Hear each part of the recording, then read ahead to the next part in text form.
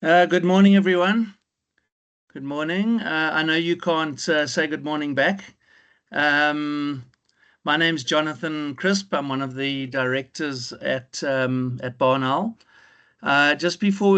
Before I introduce our guest speaker, just a couple of housekeeping things. The presentation, Alex's presentation, will be on the website.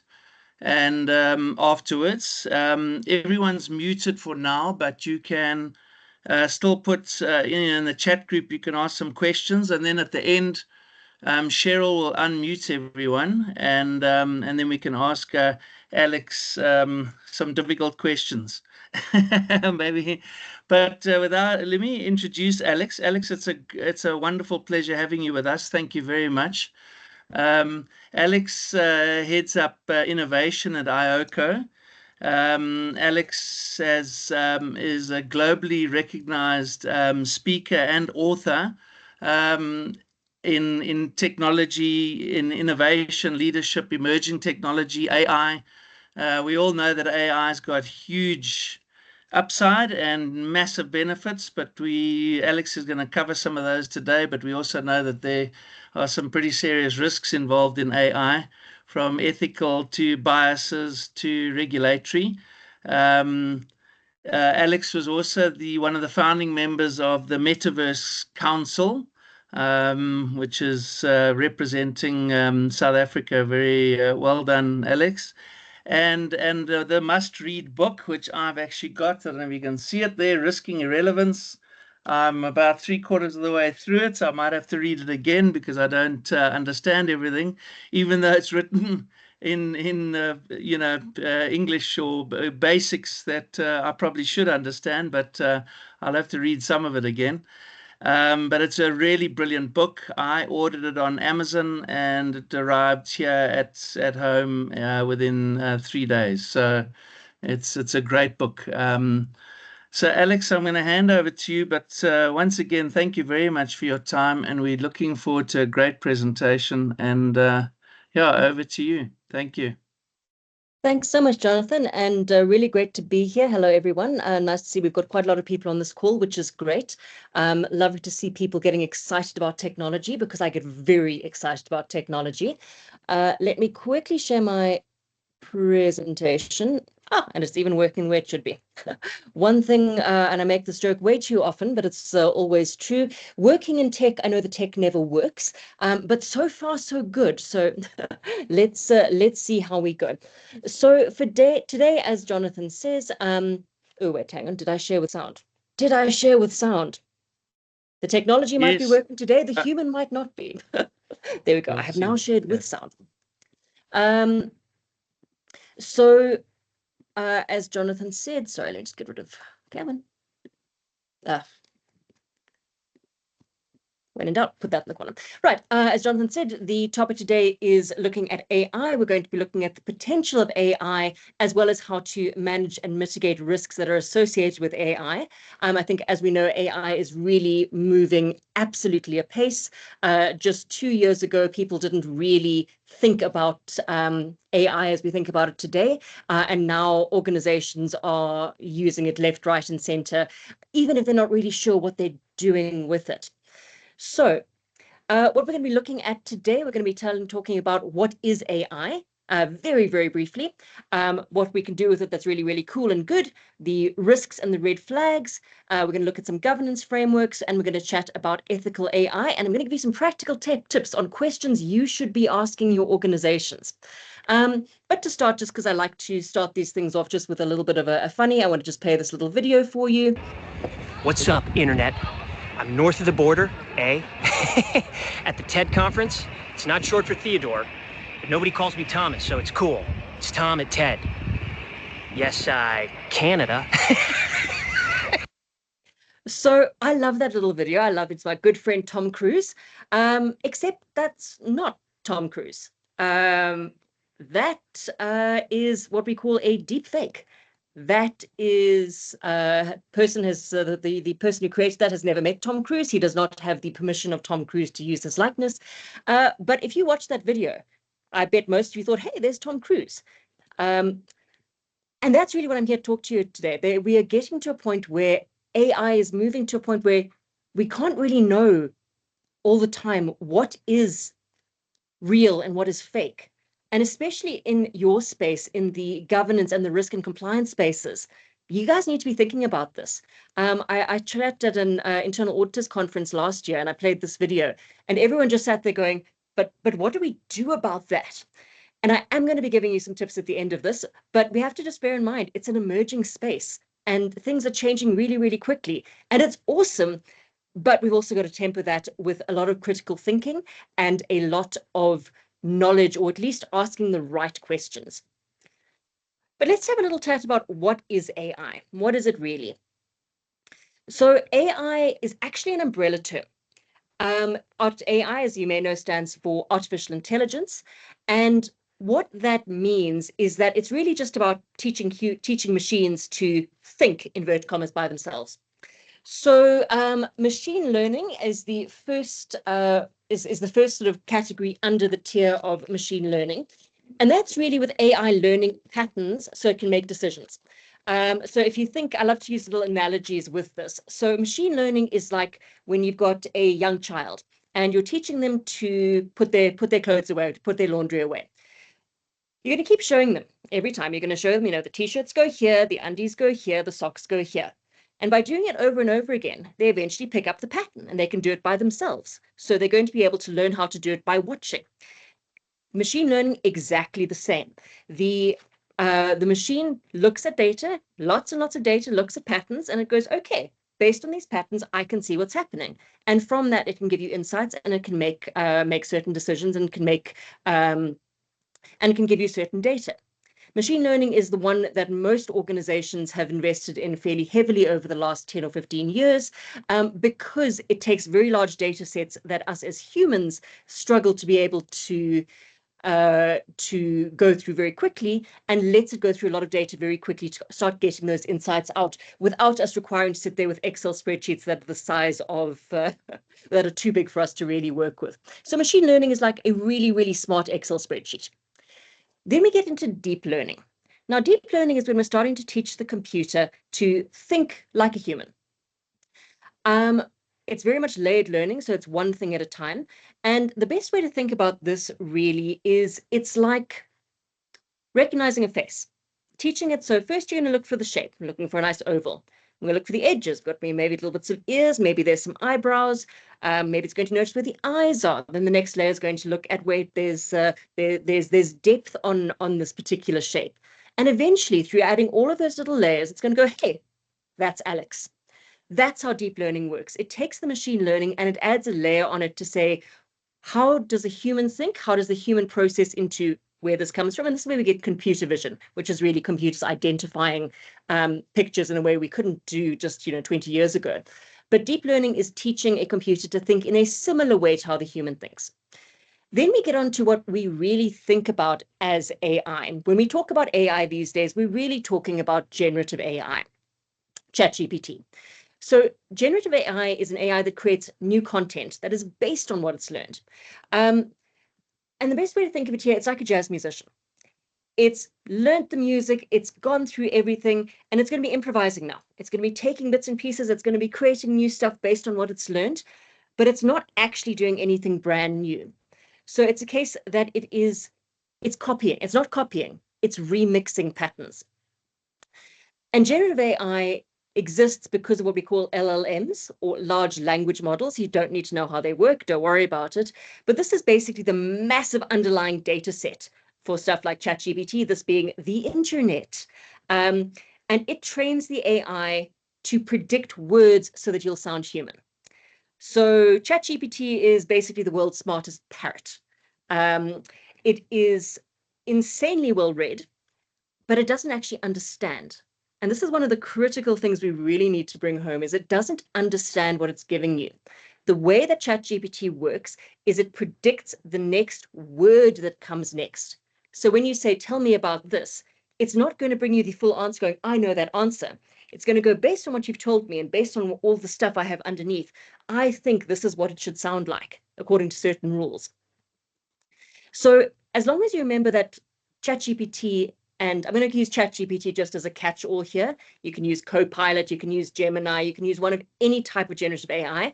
Just going to call ChatGPT because most people have heard of it. It really is about pattern recognition. It's not magic and it's not knowledge. But that is your lecture for today. That's what AI is. Now let's get on to the more interesting stuff. What you can do with it. So AI has a hell of a lot of potential. The thing to remember is that technology, AI included, it's not good and it's not bad. It's what people do with it. So when we think about what we can do with AI, there's a hell of a lot of potential for good. Many of you may already be using it. Maybe you're using it for efficiencies. Oh dear, I have a very unhappy employee, partner, boss, client. Dear ChatGPT, please respond to this email in a way that is going to come across as managing the conflict correctly. Hey, I've got an email, great stuff. Maybe you're using it to create social media posts. Maybe you're using it for pictures. And just to note, every single image you see in this presentation, like this lovely one of a brain made of light nodes, I created using ChatGPT. So it really can help us, especially with those sort of repetitive tasks and things that take a long time. But it can also very much help in the space you guys are in. So one of the very cool things that's happening, especially in financial services divisions, is using AI, specifically in this case, more machine learning, to have real-time fraud detection. So it's going to continuously analyze every financial transaction that comes through and pick up things that maybe aren't quite right, pick up the anomalies. I personally had experience of this earlier this year. It was great. I was sitting on my couch. It was the end of the holidays after Christmas. I was relaxing and the phone rings. It's like, oh, who is phoning me? And I ignored it. I let it go to voicemail. And then an SMS pops up going, FNB Fraud Division. We've noticed an unusual transaction on your account. Please verify it's you. I looked at my phone and I went, fuck, I don't know what that is. Logged onto my internet banking, didn't recognize the transaction. I certainly hadn't done it, went and found out where they were. It was a company in Pretoria, and I'm busy sitting in Cape Town. So I messaged back in, no, not, I phoned them back and say, no, that wasn't me. I didn't make that transaction. They're like, cool, no worries. We're going to block your card. Now, it was the holidays. It was a Friday. I would not have picked up that transaction until probably the following week. When we all get so many SMSs about transactions, I probably just wouldn't have picked it up. But the system picked it up for me. And thank you so very much. They did an investigation. I got the money back. It wasn't a particularly large amount, but if they'd done one transaction, they could have done multiple transactions. So thank you very much, FNB, for using this real-time fraud detection to say, hey, Alex is normally in Cape Town. Alex's device is in Cape Town. This transaction happened in Pretoria. The two do not match. Next thing's very cool, especially as we talk more through this talk and for you, is that you've got evolving regulatory systems. AI is newish. How corporates are using AI, especially generative AI, and especially how your staff are using AI, is evolving. The thing is, you don't want to be sitting for an hour every day checking all the different websites to say, okay, what is the EU doing? What's the states doing? What's this happening? What's the new ISO standard? You don't have time to do that every day. But if you don't do it, you might miss something that's actually going to be important and have a big impact. Hopefully you'll pick it up through the news, but we need a better way to do it. And this is something you don't even need a big AI program to do. Certainly a corporate level AI can track those, and they can track the regulations. They can check, say we're going to check this site, this site, this site, and this site. As things come in, we can run some scenarios. It can do that all in the background. But maybe as a company, you're not quite there yet. If you use ChatGPT, and the paid version of ChatGPT in this case, there's a very cool thing they've got called tasks. It's still in beta, which means that they're still testing it out, hasn't got all the kinks worked out yet. But I love this feature because one of the things it can do, and one of the things I have it doing for me is I say, every morning at 9 o'clock South African Standard Time, please do a web search and check for any new news about artificial intelligence. Then summarize in bullet points that for me in 2 or 3 bullet points and give me the link. So every morning in 5 minutes, I can scan what the new news is about AI. I can see the bullet points. And if I'm interested, I can click through to the different articles. So you can do that for regulations. You can say, please track every morning at 9 a.m. Please see what new news or regulations have been issued around AI regulation framework. And it will do that for you. Then you can scan in 5 minutes. saved you an hour a day in order to be able to make your life easier. Can do that for anything. It's absolutely brilliant. I'm absolutely loving that feature because for the first time, I feel like I'm on top of what's happening all the time rather than having to sit down and spend a couple of hours on a Friday desperately checking what's new in AI. And the next one that's very, very cool is predictive analytics and risk identification. So this, we talked about pattern recognition. This is taking that and saying, okay, I see these patterns, so I think I know what's going to happen next. And there are a lot of different ways we can use this. Not so much in the risk space, although actually there is a risk component. But one of the ways I love, one of the use cases I love for this is actually in the mining industry. Now, mining obviously use very heavy machinery, very heavy equipment. And they would normally do reactive maintenance. Machine breaks down. Okay, we need to go and fix the machine. Using AI and using that pattern recognition and that predictive analytics, they can say, okay, this machine has worked for 500 hours on these types of rocks. We know from past data that it is likely that it's going to need to have its tracks replaced in the next 2 months. So they can do predictive maintenance. And there are mines that are saving $1 to $2 million a month by doing predictive maintenance rather than doing reactive maintenance. Think about how that could work in your own organizations. Predictive analytics for what's going to happen. Side note, critical thinking hat on here. You don't want AI necessarily making those decisions for you wholesale. It can give you the information, it can give you recommendations, but you need a human to double check that because AI is very black and white and limited in its thinking. It looks at context in what you've given it, but it doesn't make those snap connections the way a human brain does. And we'll get into some of the risks around it on the next slide. But the best way I can say for thinking about this is, yes, identifying risks is good. Yes, predictive analytics is amazing. But your decision-making still needs to have those checks and balances. Because it might be very cool to have an AI that makes decisions, okay, who's going to get a insurance policy, who's going to be rejected. Might be very good to have an AI that says, okay, stop all external communications for the next 5 minutes. We've detected a computer virus attack coming in. But you really want an AI making decisions about, oh, we've predicted that there should be a new terror attack. We're going to go and proactively bomb this particular group of people. You've got to really balance things. You've got to balance the human side of it. So now let's look at the risk and red flags, because these are always great to think about. The first is that, and it's very important to remember, and this is one of the biggest issues I see with staff members using it, and even actually just people in general.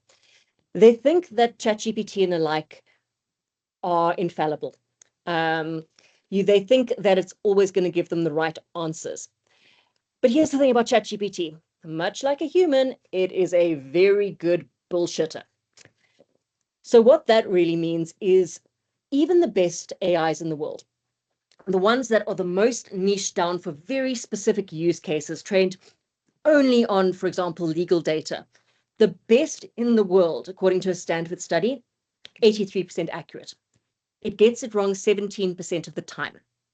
So still better than a human, but in that 17% of the time, depending on how much data is underneath it, it either gets it wrong or it actively makes things up. It's what we call AI hallucinations. If it can't find the info, well, you still want an answer, so it's going to give you an answer. There have been lots of cases where people like lawyers have used ChatGPT for case precedent, except that those cases didn't exist. And the cases get thrown out of the court because you're basing your entire argument on a premise that is completely made up. It's fictitious. The other side of things is you've got to remember that your ChatGPTs and even your co-pilots and the rest have been trained on the internet. Now, here's the thing with the internet. Yes, it's got scientific articles. Yes, it's got good journalism. Yes, it's got a lot of good information. It's got Wikipedia. It's got all of these things that have information that is factual and has been checked. But it also has the left-wing conspiracies. It has the right-wing conspiracies. It has the mommy blogs. It has the incel groups. It has all of these different people putting content on the internet. And as we know, people don't know everything. They think they do. And if there's one thing AI is very good, generative AI is very good at, it's creating bad content for the internet. And that just kind of feeds diluting the pool. So you create bad and inaccurate content, goes back in, it's going to create the same thing again because suddenly it's got more information on it. Now, because of this, we do, and that's where we talk about underlying data quality. What you get out is only as good as what you put in, which is why companies, especially in regulated industries, use very niche AIs. If you're using financial information, medical, legal, you're going to want an AI that is specifically trained on your information, because if you've got bad underlying data, well, then you're going to have a problem because it's going to give you those incorrect answers.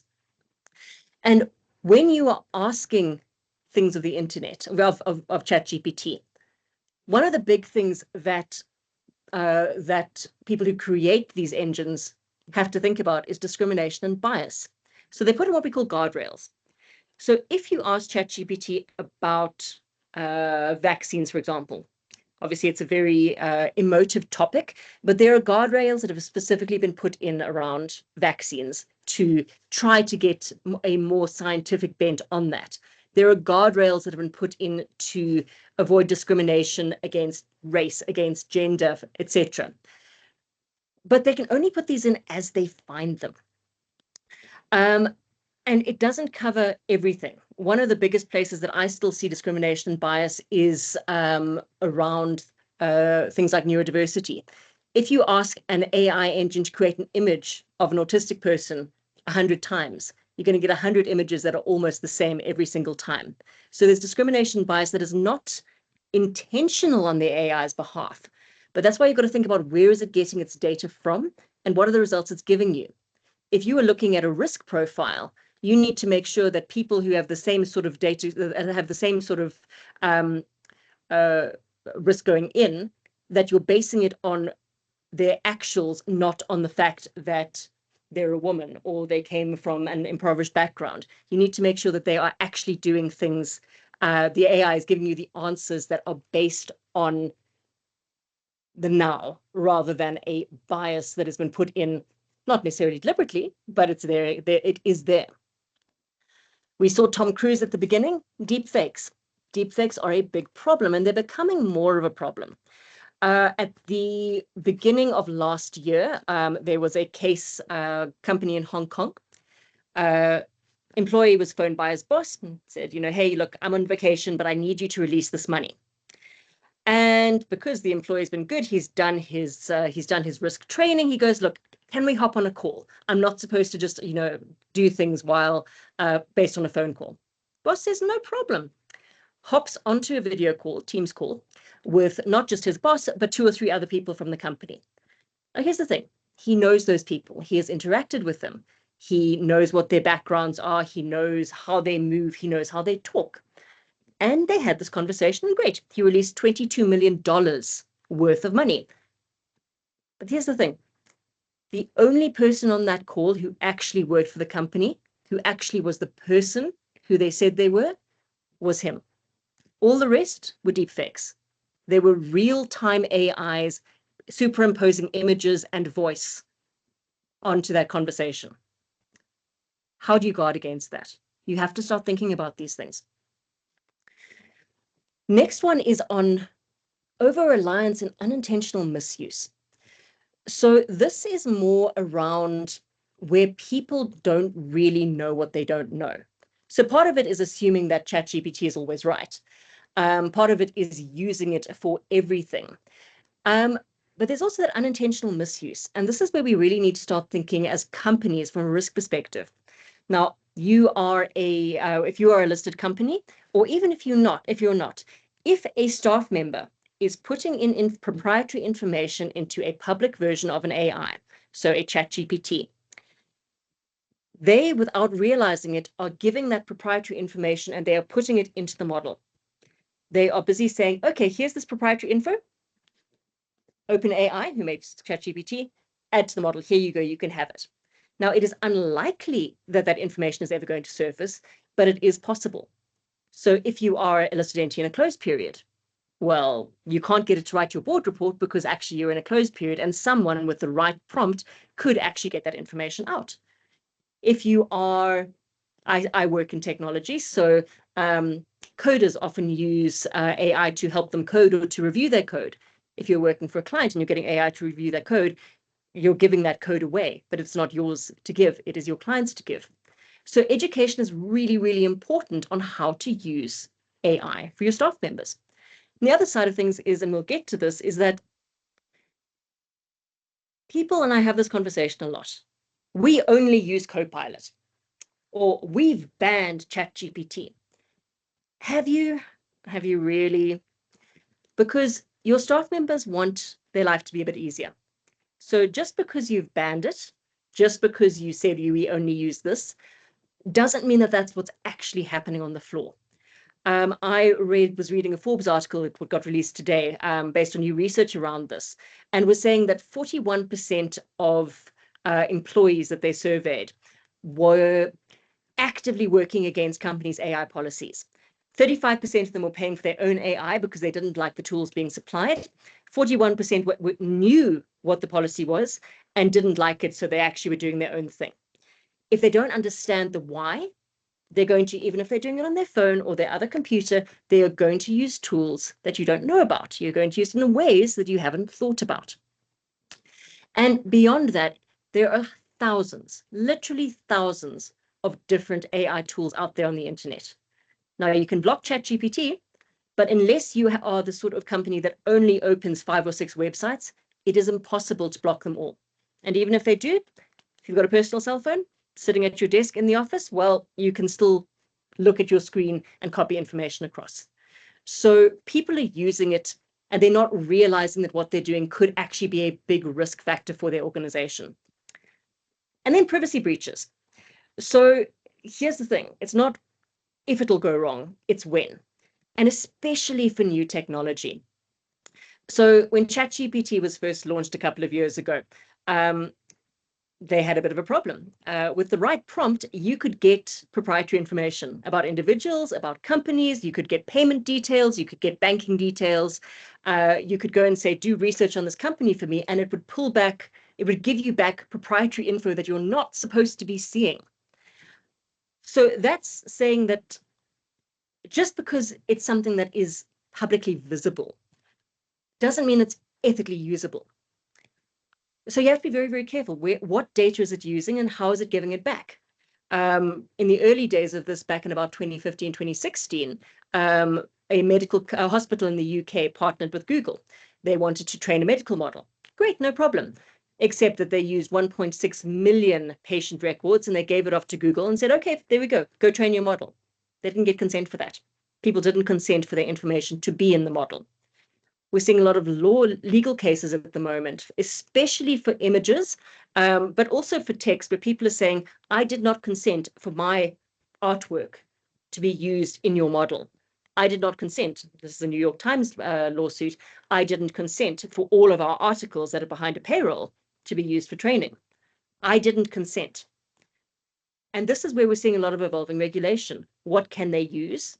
What are they ethically what ethically should they be using, and what does the law say about it? So as I say, just because it's publicly available doesn't necessarily mean you should be using it.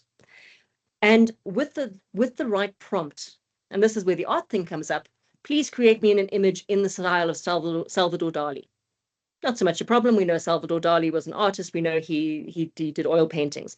But what if you're a digital artist? What if you're a famous digital artist and you say, please create me a digital image in the style of this person, and you sell it, or you use it in a company presentation that you give externally, and it's an artist that would normally charge for you to use their images. There's lots of shades of gray right now, and you really need to be thinking about this. One of the ways that AI gets its data is it does what we call scraping. It looks at the internet and it just basically sucks up all the data. And that's where this problem has come in. It's not saying, dear Ayoko, can we use your data? Yes, sure. Dear Netflix, can we use your data? Yes, sure. Or no, thank you. They didn't give anyone a choice. and all of that data sits underneath it. I was talking about how there's a bad underlying quality data. It can contribute in really funny ways. If you ask the right prompt of Google, you can it will tell you that an average healthy male, adult male, needs to eat 1 handful of pebbles every day. This is the sort of thing it can come up with. Because it's trained on the Reddit databases, one thing that they found was that if you asked how to make your pizza cheese more stretchy, add some glue. So all of these things contribute to making AI a lot less, sorry, my brain's just got it. It contributes to making AI a lot less certain than people think it is. Finally got the word. So what do we do in organizations? How do we actually govern AI? Simplest and easiest really is looking at the AI risk matrix. And that's just the simple prioritization tool, its impact and its likelihood. What is the impact? What is the likelihood? As a listed entity, if I put stuff into ChatGPT that adds it to the model, the likelihood of my company data surfacing in the closed period is very, very low. The impact is massive. Likewise, the impact might be relatively low. I'm creating an image for a presentation. The impact of using my nice little image that I've got on the left-hand side here, the likelihood of something being wrong with that image is relatively low, but it is possible. And the likelihood of that image being based on artwork that was not consented to be used is very, very high. So what are you going to do from a risk perspective? And that's how you're kind of going to prioritize things. But beyond that, because we're now getting a little bit further forward, we are getting some really nice frameworks that can be used for AI. So NIST in the States, they've come up with the AI risk management framework, very, very simple, map, measure, manage.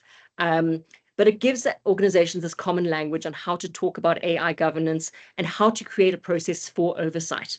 And it really is really important. If you have AI projects and you don't have the correct oversight, things like your cyber insurance, if you have a data breach, companies have cyber insurance.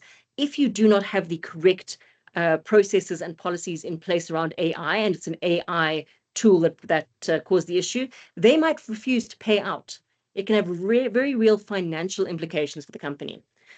And then, of course, good old ISO, they have come out with a new standard for data and AI, which is really how do you document, how do you monitor, and how do you govern AI responsibly. So there are all of these things here that do help you to manage AI, but it really starts with having that conversation. It's sitting down as an organization saying, what do we think about AI? What's our strategy? What are our risks? And how do we go about dealing with that? There's 6 principles of ethical AI. These came up with by Microsoft. And using an AI agent, these are really what people want to see you using. Something like 76% of people surveyed said they want to use organizations that use AI ethically. And those 6 are fairness, transparency, accountability, privacy, security, and sustainability. So fairness, this is really about bias. Are you going to get the same answer regardless of the color of your skin or your gender? Transparency, how do I get from what I put in to how I get out? What we call the black box problem. If we can't explain how it got there, we potentially have a problem. Accountability, when something goes wrong, whose problem is it? What are we going to do about it? We need to think about this with an AI, when we're talking about AI. When the shit hits the fan, who takes accountability? You need to know this. Privacy. If I put my personal data in there, is it going to surface for another company? If I put my client database in, am I going to be sure that it is contained?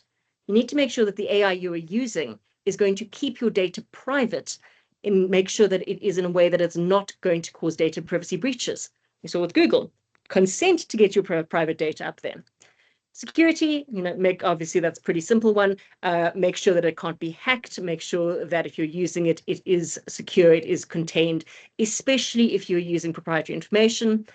And sustainability, this one really, AI takes a hell of a lot of power. So it takes a lot of computing power. And this really feeds into how the companies you're using and what their sustainability practices are in line with SDG goals. Are they using AI in a way that is actively increasing global temperature, or are they actually taking steps to mitigate it?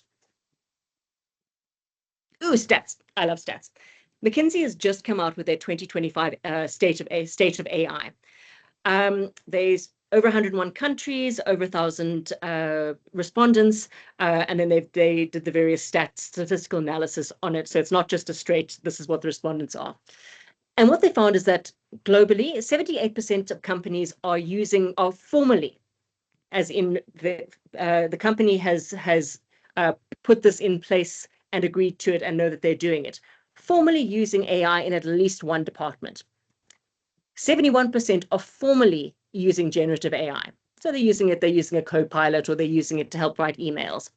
And I say formally because I can guarantee you that staff members are using it informally, even if they're told they're not supposed to. But even for those that are using it formally, less than half of those respondents regularly check their AI outputs. So they're not checking what they're getting from it. That's a risk. 64% of those 78% of companies have trained fewer than a fifth of their staff on AI. I'm not talking how to use AI here. I'm talking really, it's reskilling, but it's also that risk training. It's that critical thinking. It's knowing that I shouldn't use ChatGPT as a search engine unless I'm explicitly using the internet search and checking my references. It's knowing that I shouldn't be putting proprietary information into a public tool. If you're not training your staff, you're opening yourself up for a world of hurt. So what should you be asking? Well, I'm going to give you 7 really good questions here to start your thinking about AI and governance, to start thinking about how you actually manage risk in your organizations. And the first is, do you know where AI is actually being used in your business? And who owns it? Is it being used formally, or are people just doing it? Do you have lots of little pockets who are actively experimenting and just putting their credit card details in for things? Or do you have something that is directed? Where is AI being used? How can you explain? Can you explain, if you're using AI to make decisions, can you explain how it's making those decisions? What are the parameters on which it makes the decisions? If you can't get that, you're going to have a problem. When something goes wrong, not if, when something goes wrong, who's accountable? Who is going to take responsibility? Who is going to be responsible and accountable for things when they go wrong? Are critical decisions being reviewed? Are AI outputs being reviewed, especially in high-risk areas? If you have people who are consulting with customers, are they using AI to give those answers? Are they correct answers? Is there an audit trail for AI decisions? Can we go back and check what was done by where?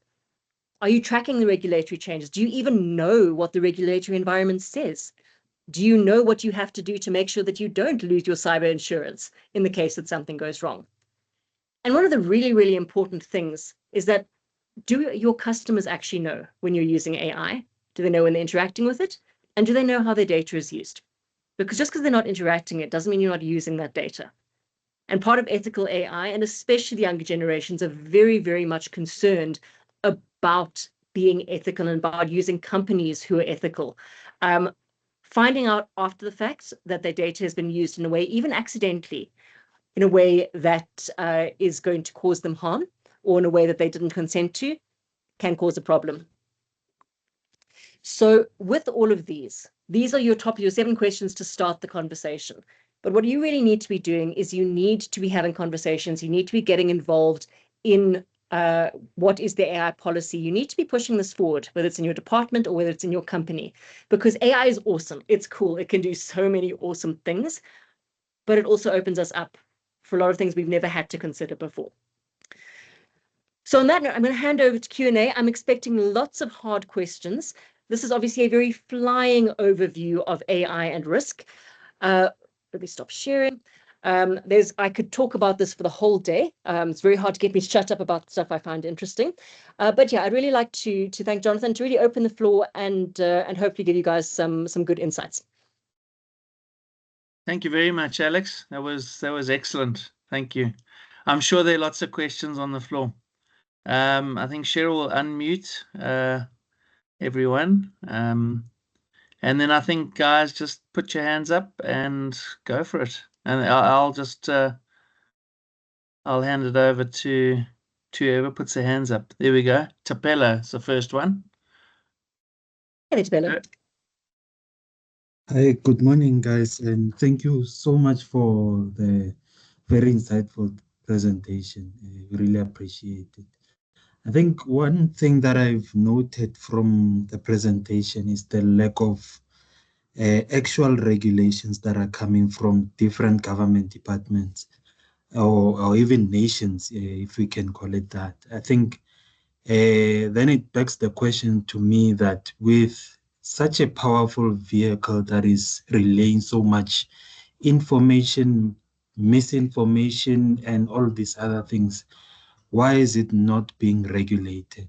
Why are we finding or are we dragging our feet as governments and departments in terms of regulating the information that is being shared within so many platforms now? Because it's not only ChatGPT, there's Grok now and all these other ones. So Yeah, I'm just concerned when it comes to that, because if it goes sure. unregulated for long, then it becomes a major problem. Thank you so much. Absolutely. And it's not that it's not being regulated. The issue is that technology changes exponentially. It's changing exponentially fast, and it is changing faster than it ever has in the history of the world. Organizations and governments and people do not change exponentially. There's a lag. They move very, very slowly. So the problem is not that they're not regulating. The problem is that technology is changing too fast for them to keep up. So, for example, you've got the ISO standards, you have various regulations in place, but you've got different governments and you've got different views on it. I'm not sure the state of South African legislation at the moment. I know that, for example, in the European Union, they are busy debating whether they need to change copyright rules so that you can use publicly available information on image creation. So that whole set of legislation, lawsuits around what you can use and what you can't. The lawsuits haven't worked their way through the courts yet, so we don't have a final decision, but the politicians are already saying, okay, well, maybe we should change this, maybe we should change that. It was the same problem we had when Google started. You know, a lot, how do you get your search results? What happens? So all of these do contribute to legislation, but there's going to be a lag. And some of it, they have to wait for the courts to do precedent first. It's a one that if the government can't regulate it, and even if they can do what China does, they can block certain sites, but you can still get access to it. So whose responsibility is it? Is it South Africans? Is it America? Is it the UN? So all of these things just make it very, very complicated, which is why it's so important as companies and as individuals that we know what's going on, that we are using AI ethically, and that we're making sure that from a company perspective and from an individual perspective, our own risk is managed, so that if and when things change, we are actually going to be able to meet them head on and not suddenly go, oh crap, my entire business was based on using Grok, which is Elon Musk's AI, for example, and now I'm out of business because I can't use it anymore. Werner. Hi. I was just the other day, it comes around these hallucinations that these ChatGPT and those things have. My concern is it creates data out of thin air, basically. And these things are put on to the internet. Does that become now training material for the next generation of AI? So, so eventually, AI gonna start relying on these made-up material. Is that what's going to happen, or is there something in place to prevent that? So yes, basically what is happening with that is the pool is getting diluted. So you are getting more and more AI created content on the internet that is being used, being added back into the training model. That said, people have always put, pardon the language, people have always put crap on the internet. There's perhaps more of it now, but what we're going to see is a shift. So one of the questions that I ask, is SEO dead? Seeing as a lot of people are using AI to search rather than Google, is SEO dead? And we're going to get to a point, we're not there yet, but we're moving towards it, where the quality of your information is going to be what's going to be a unique selling proposition for you. It's going to be what attracts people to you. And we will get to a stage where the AIs have a, I don't want to say bias, but will use proven good quality information, will be given a higher rating than poor quality information. So just like in the beginning, Google, we had no way of ranking the searches. Right now, AI doesn't really rank the information that comes in, does a little bit of it based on the guardrails they put in, but it's evolving. And as always, check, especially if you are not a subject matter expert, check what it gives you. It might be giving you complete and utter nonsense. Lashen. Alex, thank you so much for this presentation. I'm at Stellenbosch University and we have these conversations every day, and yours is definitely one of the most coherent and enlightening that I've heard. So thank you so much. I've been trying to keep faith that people are, talking about these things. So this has been so wonderful. I want to just add to the conversation that I'm teaching my students prompt engineering. So the, rubbish in, rubbish out. So the better your prompt, the better you actually get your response. And something that I'm a little bit worried about is when I also work in early childhood education. And when you work with these stochastic models, for example, a very good prompt is one that doesn't ask please, because the moment you add the word please, then you open up a branch on the decision tree where it is allowed to deny your request. So I actually teach my students, don't open up branches that you don't want it to traverse. So don't ever say please, because then you never create that branch. But when I'm working with the toddlers now I have to teach them to never say please to a machine, but always say please to a human. And I'm so interested in thinking with our early childhood education, the little frontal lobe is barely developed, and now we're adding a new rule to it that you have to speak differently to the machine than you do to human beings. I wonder, we can still differentiate between a prompt and a conversation, but I wonder actually what it's going to be doing to our toddlers and our primary school learners as they learn to speak to machines, and what it will do to just the quality of our social contract, when we, after a while, we won't know how to differentiate between the two. So I just wanted to add that to the conversation. Yeah, absolutely. And that's actually fascinating. I actually always say, please, ChatGPT. I figure should the robot uprising happen, it's going to take the ones of us who are polite and we're going to be saved. And no, I'm just teasing. It's a very good point. It's actually one that I hadn't thought about very deeply. I think maybe you and I need to have a chat about that. Because, yeah, as I say, I'm polite to AI because that's just kind of how my brain works. Dear assistant, please do this for me.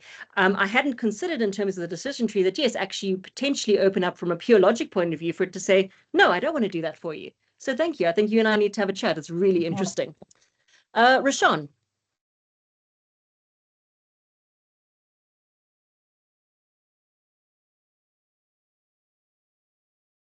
Rashawn, I can't hear you. I do see your mute button is off. Jonathan, can you hear Rashawn? No, can't. Sorry. Might Rashawn, have to move maybe could you put your question into the meeting chat? Because unfortunately we can't hear you. I'm going to move on to Lwazikazi. Can you hear me now? Oh, wait, there we go, Rashawn. I can. Sorry, I can hear you, Rashawn. Yeah. Okay. Thank you for that, Alex. For very insightful presentation.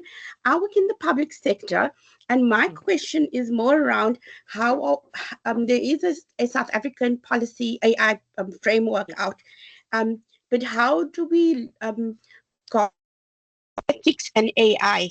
The two and the development of ethical standards when we deploy AI. Do you have some insight on that for me? You broke up a bit there, Razan. So could you just repeat the first part of the question? I'm sorry that I'm breaking up. I'm saying that there is a framework, South African AI framework, and I work in public sector. And so how would the development of ethics meet AI? Because that's always a conundrum for me, is that there's so much information out there. And as you had spoken, the access and the use and, how do we draw the lines and guidelines to people like ourselves in public sector? If you can maybe share some insight on that for me. Absolutely. So from an ethics perspective, I think, and especially in a public sector context, I think we have to remember that we live in the world. The world is smaller than it has ever been. And we can't be an island in that. So from an ethics point of view, we almost need to follow the international guidelines that says this is what we as an international community agree to be the right way. It doesn't mean that we can't have nuances of our own, but it adds interesting knock-on effects. So if you use DeepSeek, which is an AI like ChatGPT that came out of China, you cannot ask it anything about the history of the Chinese government. It will block you. It starts giving you the answer and then says, no, I'm sorry, I can't answer that.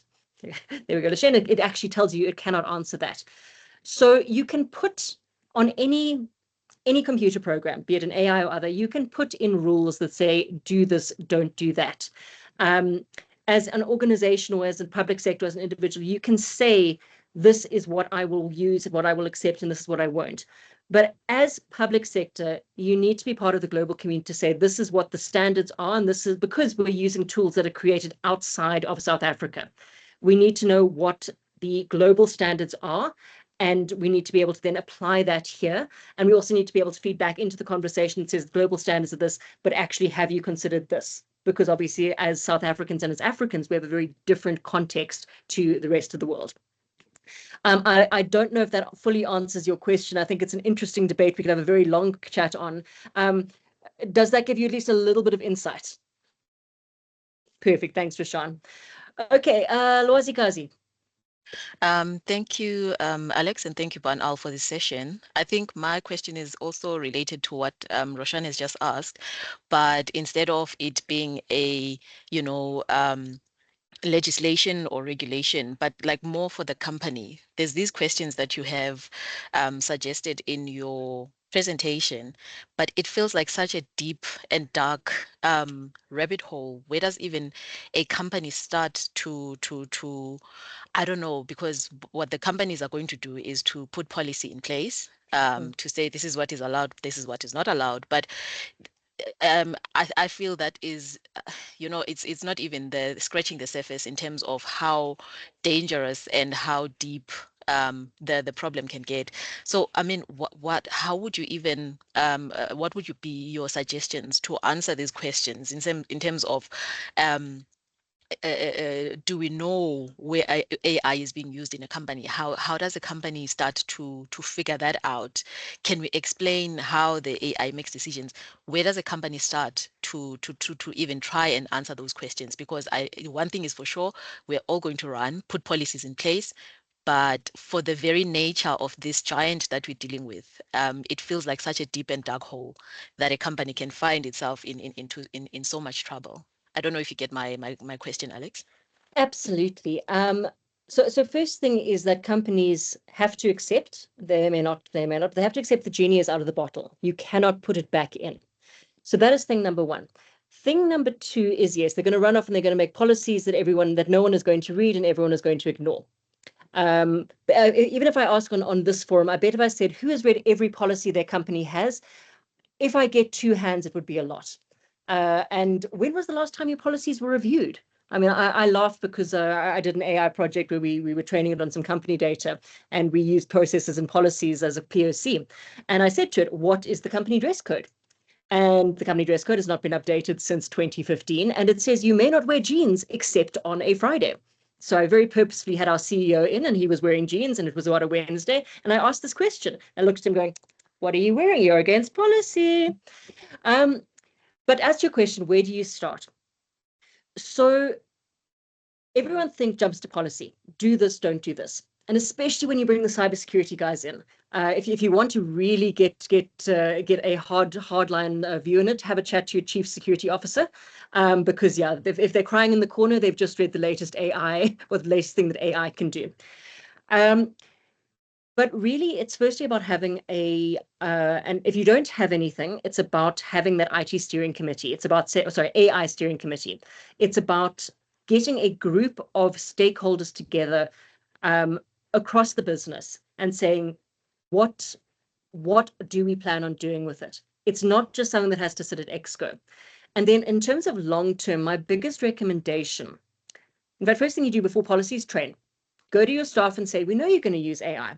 These are our preferred tools. If you are not going to pay for every single person to have an AI tool, they will find one or they'll use a freebie. So you need to think about this. So train them on how to use it. Train them how to ask good prompts. Tell them what they should and shouldn't be using it for, and explain why they shouldn't be using it for that. And then the next really is to have an ongoing kind of committee on it, where you have people, not just the execs, but the people who are using it, literally down to like the interns. Let them have a group where they can feedback how they're using and what they're finding out about it. Because if you put policies in place and just say, no, we've got the policies, we're good to go, you don't actually know what's happening on the ground. You need to evolve as the technology evolves. So that's really what I would say. It's getting a group of stakeholders together. It's asking those questions to begin with. And if you don't have answers, how do you go about getting those answers? Then it's about training, and then it's about having that cross-cutting group of people who can feed back about what AI is, what's happening with AI in the company, and how really it is going to evolve. And, do we need more training? Do we need more tools? Do we need this? Do we need that? Would we save a whole bunch of money if we got a group license for AI tool X rather than each department paying for it on their credit cards? All of those questions come together, but unless you have ongoing conversations, you will not get those answers unless you are willing to have that evolving mindset about AI in particular. You're going to find yourself dead in the water. Pravinash. Hi. I think this will be our last question. I'm well. How are you doing? Okay. I'm great, thank you. I just want to find out from an empowerment perspective, and probably to empower myself and probably colleagues around here, where we become subject matter experts, and we did risk management and governance many moons ago, and things have changed now. So how does one empower themselves in terms of where would you actually go and look from a course perspective to actually empower yourself? Things you talked about like ethical AI, risk AI, governance AI, because some of the course content, when I look through it, I said it's more theory based on more for the IT environment that, then I'm like, okay, this won't work, this won't work. But where would one go to empower themselves? Because we are the ones writing the policies, writing the procedures, ethical governance and stuff like that. If you can help with that, thank you. Yes, of course. So the first thing is to remember, no one can know everything. It's about being willing to admit that you don't know everything. And the irony here, what I'm going to say is, well, how do you start empowering yourself? Quite literally, I would go to my AI tool and but I'd give a good prompt. I would say, hi, ChatGPT, I am looking to put ethical AI frameworks into my company that is in X sector. I have this background. I am not particularly, I'm not a particularly technical person. Please give me feedback, bearing in mind these regulations, and don't use one of the free models. Use the ones that can actually either do reasoning and check the internet, and then go in. Once you've got that, because that's going to give you a nice little sort of summary of it and give you some starting points. Then you've got your research points. The problem is that right now you don't know what questions to ask. So quite frankly, ask AI what questions to ask. Just don't believe all the answers it says until you've gone and verified them. And so Alex, just a quick one there. I know we're running out of time, but the paid for model versus sort of the open model, could you just enlighten us there, please? Okay, so ChatGPT is free if you and most of them have a free model. What usually happens is that you have a few premium queries a day, and then you kind of run out of them. The free version usually uses a older AI model, so it's not trained on as much data, it's not as smart, doesn't have as many guardrails in. It may not be, and it also won't necessarily be good for reasoning or for other bits and pieces.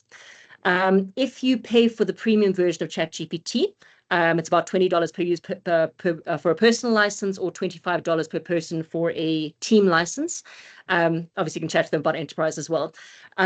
Firstly, you get unlimited queries, so you can generate images, you can use the advanced models, you get access to the new models, and they tell you what they're good for. So you get access to ones that can do deep reasoning or can search the web.